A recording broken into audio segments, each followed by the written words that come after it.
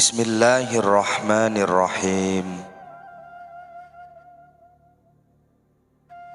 Kalian berbicara kepada Allah Azza wa Jalla ketika kalian mengucapkan, hanya kepadamulah kami menyembah dan hanya kepadamulah kami memohon pertolongan.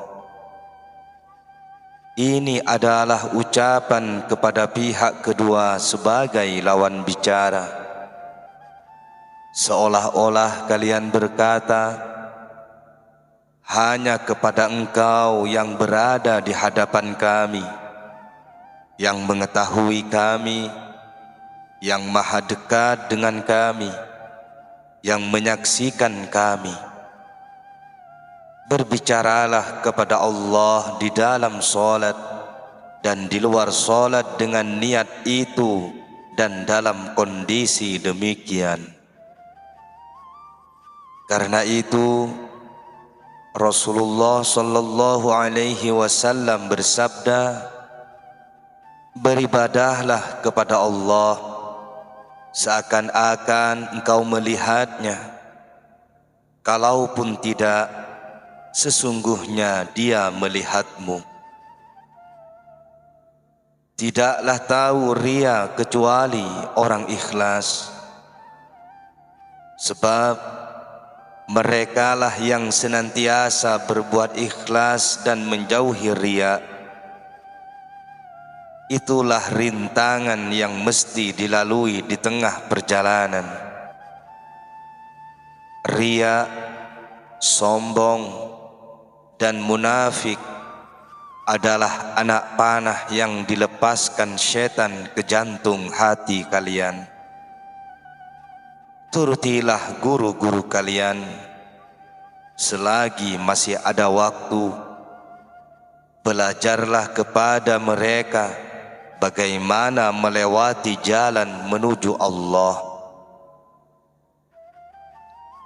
Mereka tahu karena mereka telah melewati jalan itu. Tanyakanlah pula bahaya hawa nafsu dan hasrat. Mereka telah merasakan semua bahaya itu dan tentu tahu pula keburukannya. Jauhilah bahaya itu sejauh mungkin hingga kalian mampu menaklukkannya. Setan jin tidaklah dapat menggoda kalian kecuali melalui setan manusia, yaitu hawa nafsu kalian dan teman jahat kalian. Karena itu, mohonlah pertolongan Allah dan mintalah perlindungannya dari musuh-musuh itu. Dia sungguh akan menolong kalian. Engkau harus berusaha dan bergantung pada sebab sampai imanmu menguat. Setelah itu, barulah kau tunggu hasilnya. Para nabi alaihi salam pun berusaha dan berhutang. Mereka bergantung pada sebab di awal urusan dan bertawakal di akhir urusan. Mereka memadukan usaha dan tawakal di awal dan di akhir. Tak berusaha dan meminta-minta kepada orang lain, mengundang siksaan Allah Azza wa Jalla.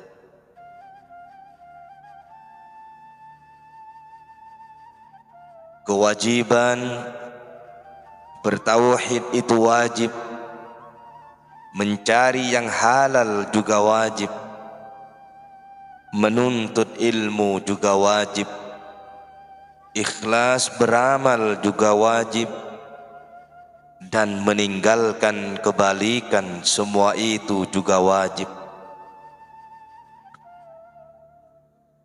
Jadikan harta kekayaanmu untuk keluargamu.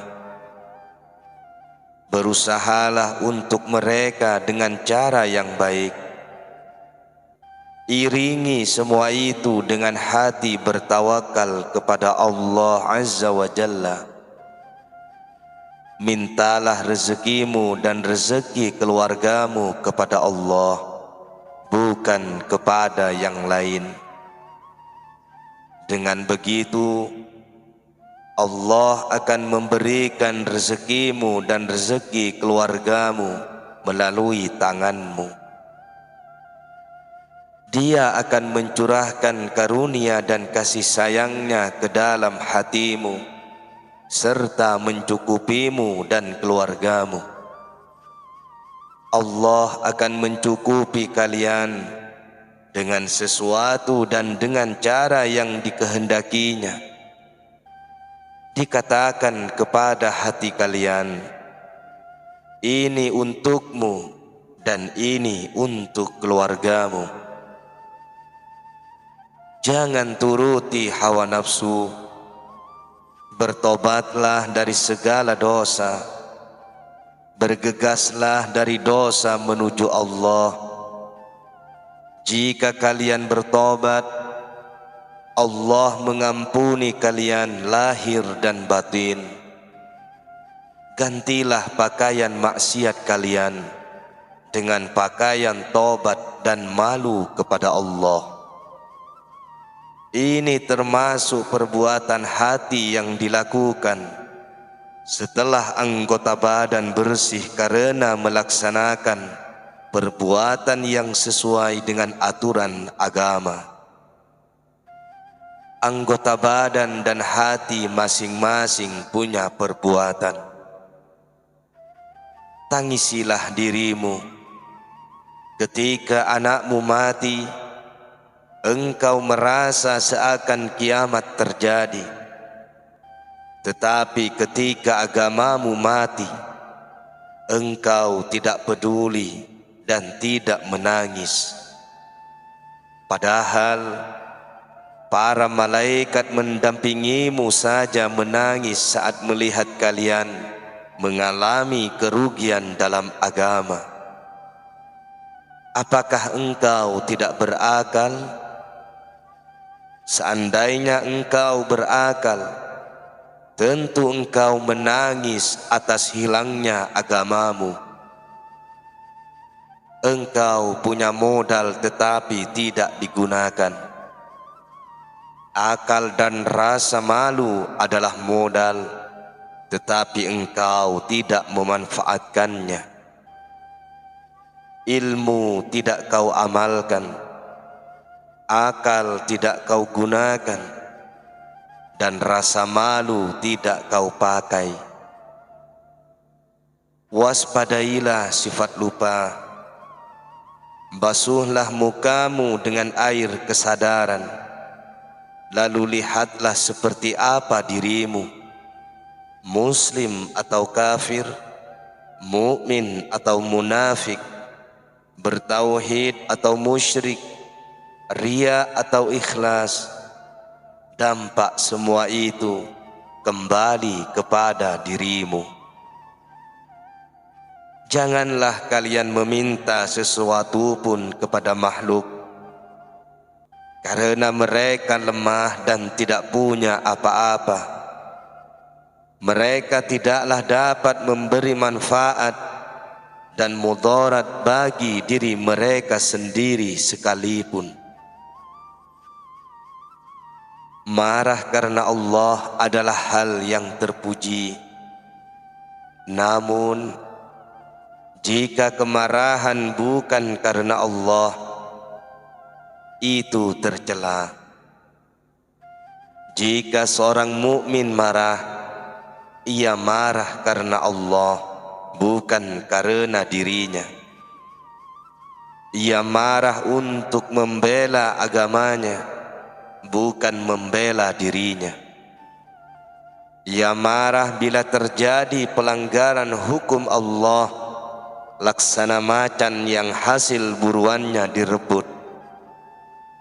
Allah marah ketika ia marah, dan ridho ketika ia ridho.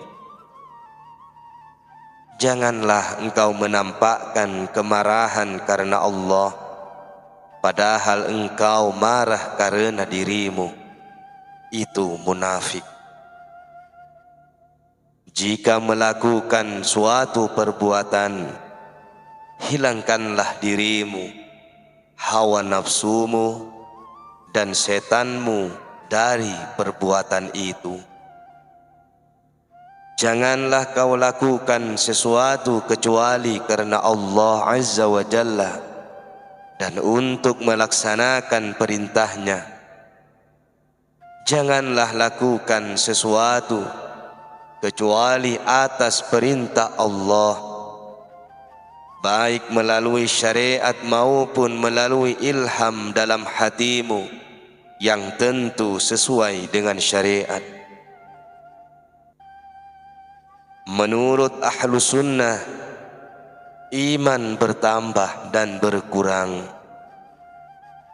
Bertambah dengan ketaatan dan berkurang dengan kemaksiatan. Ini adalah tingkatan iman bagi kaum awam. Berbeda halnya dengan tingkatan kaum khusus.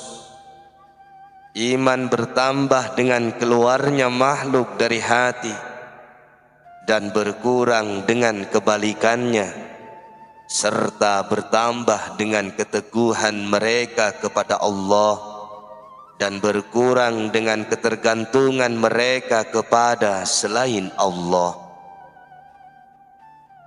Seorang murid datang kepada orang bijak. Sesampai di hadapan sang bijak, si murid berkata, "Aku hanya mengharapkan sebidang tanah surga, tidak yang lain." Orang bijak itu berkomentar, "Andai saja engkau merasa puas terhadap dunia seperti puasnya engkau terhadap akhirat. Bila tidak menyandang Islam, bagaimana mungkin kalian beriman? Jika tidak beriman, bagaimana mungkin kalian yakin? Jika tidak yakin, bagaimana mungkin kalian mengenal dan mengetahui Allah?" Itu adalah tingkatan dan tahapan. Bila Islam kalian benar, kepasrahan kalian pun benar. Jadilah orang yang berserah diri kepada Allah dalam segala urusan dengan tetap memperhatikan dan menjalankan ketentuan syariat. Pasrahkanlah diri kalian kepada Allah. Santunlah kepada Allah dan makhluknya. Rasulullah sallallahu alaihi wasallam bersabda, "Lakukanlah ziarah kubur, karena itu membuat kalian benci dunia dan ingat akhirat." Dalam hadis ini Rasulullah sallallahu alaihi wasallam menginginkan kalian ingat akhirat. Sementara itu, kalian justru lari dari ingat akhirat dan malah cinta dunia. Tak lama lagi, mau tak mau, kalian akan berpisah dengan dunia. Semua yang kalian senangi akan terenggut. Hati-hati, kalian diciptakan bukanlah untuk dunia, melainkan untuk akhirat. Wahai para pelalai, kalian meresahkan syahwat, kenikmatan sesaat, dan penumpukan harta serta menyibukkan diri dengan bermain-main. Jika seorang mengingatkan kalian kepada akhirat dan kematian, kalian malah berkata, "Kamu mengganggu hidupku," sambil menggeleng-gelengkan kepala. Uban pengingat kematian telah merata, namun kalian malah memotongnya atau mengecatnya hitam. Bila ajal menjemput, apakah yang akan kalian lakukan? Saat malaikat maut bersama bala tentaranya datang, dengan apa kalian hendak menolak mereka? Kalian mengundur-undur tobat. Kalian menangguhkannya dari hari ke hari, dari bulan ke bulan, bahkan dari tahun ke tahun. Padahal ajal sudah pasti, kalian akan segera menyesal. Sopanlah kepada orang lain dengan tidak melebihi suara mereka, dan perbuatan menentang Allah dengan bermaksiat dan melanggar ketentuannya adalah perbuatan yang sangat tidak sopan. Nabi SAW bersabda, hendaknya tidaklah memakan makananmu kecuali orang bertakwa. Jika engkau memberi makan orang bertakwa atau membantu urusan dunianya, engkau bersamanya dalam kebaikan yang ia lakukan dan mendapat pahala yang sama tanpa dikurangi sedikit pun. Itu karena engkau telah menolong pencapaian tujuannya, meringankan bebannya, dan mempercepat langkahnya menuju Allah. Sebaliknya, jika engkau memberi makan atau membantu urusan dunia orang yang munafik, riya, dan pemaksiat, engkau bersamanya dalam keburukan yang ia lakukan dan mendapat dosa yang sama tanpa dikurangi sedikit pun. Ini karena kalian telah menolongnya bermaksiat kepada Allah Subhanahu wa ta'ala, sehingga engkau terkena pula keburukan maksiatnya. Sakitilah syaitan dengan ikhlas mengatakan tiada Tuhan selain Allah, bukan sekadar melafalkan. Tauhid benar-benar membakar setan jin dan setan manusia, karena tauhid adalah api bagi setan dan cahaya bagi orang yang bertauhid. Bagaimana mungkin engkau mengatakan tiada Tuhan selain Allah bila banyak Tuhan di hatimu? Segala sesuatu yang kau jadikan sandaran dan tumpuan selain Allah adalah berhala. Tidak ada artinya lisan bertauhid bila hati menyekutukan Allah.